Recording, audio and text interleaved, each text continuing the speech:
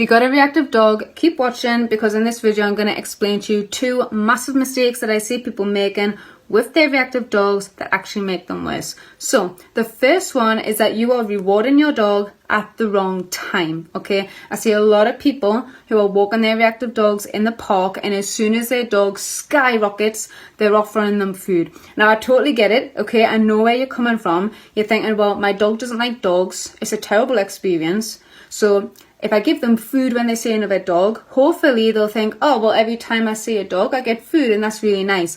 I get the line of thinking, but this isn't exactly how it works, because your timing is totally wrong, okay? If you're waiting until your dog is reactive before you give them food, it's too late, all right? You've missed it, all right? The timing was all wrong. Timing is super important when you're working with a reactive dog.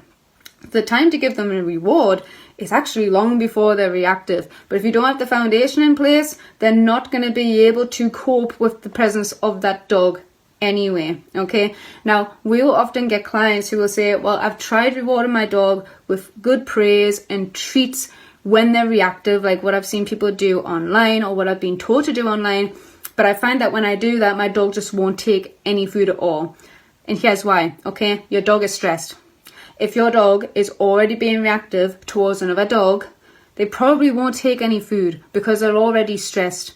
All right. Now, there are some people who I've had consultations with, and I've seen them feed their dog, you know, like that squirty cheese.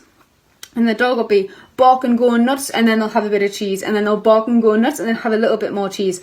Now, the thing that's going on here is that, yes, the dog is stressed and it's up a height, but it is still willing to take food.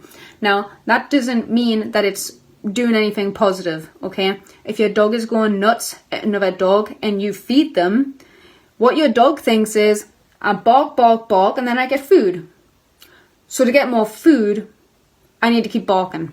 And so it reinforces the behavior, okay? Now, like I say, I know you think you're doing well, and I know you mean well, because this only comes from a place of love, all right? You're just trying to do the best that you can, and you think, if I give food in the situation that is normally stressful for my dog, they might start to like it.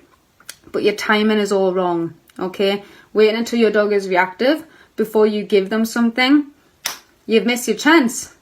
Missed your chance, buddy. You were too late, okay?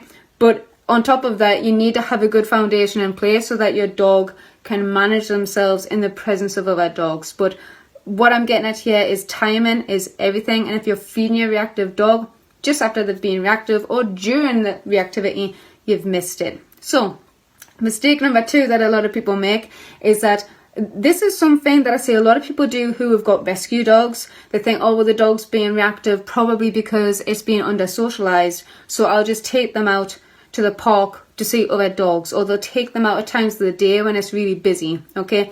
And they think, well, if they see more dogs, eventually they'll just get out of their reactive behavior. But here's what's going on, all right? Here's why this doesn't work. If your dog is on a walk with you in the park and they see another dog and they're going past, all right? If your dog's going yap, yap, yap, bark, bark, bark, what your dog thinks is, I seen a dog, I didn't like it, I barked, barked, barked, barked, barked, and now they're gone. So what I did worked. Job's a good one. That's what they're thinking, okay? Your dog is not thinking, well, you know what, they were going to be walking past and out of my way anyway. That's not how they think, okay? They think, I seen a dog, I barked, barked, barked, and then they left. So my barking must have been the reason that they left. All right, it's self-rewarding at that point. Okay, so taking your reactive dog to an area where there's lots of dogs and just hoping that the reactivity will subside is actually doing a lot of harm. It's allowing your dog to practice the reactivity. It's allowing it to become more ingrained, okay? Dogs don't grow out of reactivity on their own. They grow into it. So anyway, I hope you enjoyed this video. All right. The solution to having your reactive dog become a calm dog is actually training.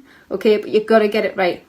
So stop feeding your dog at the wrong time and stop taking your dog to high traffic areas with other dogs. Okay. Because when you do those things, it's like taking your dog, throwing them in the deep end of a swimming pool when they don't even know how to swim, okay? You need to build a foundation. You need to build some confidence. You need to have some good leadership skills, okay?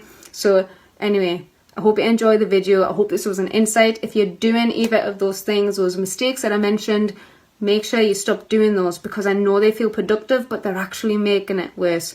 Anyway, hope you enjoy this video. If you'd like more tips and advice on reactive dogs, give us a like and a follow, and I'll see you in the next video.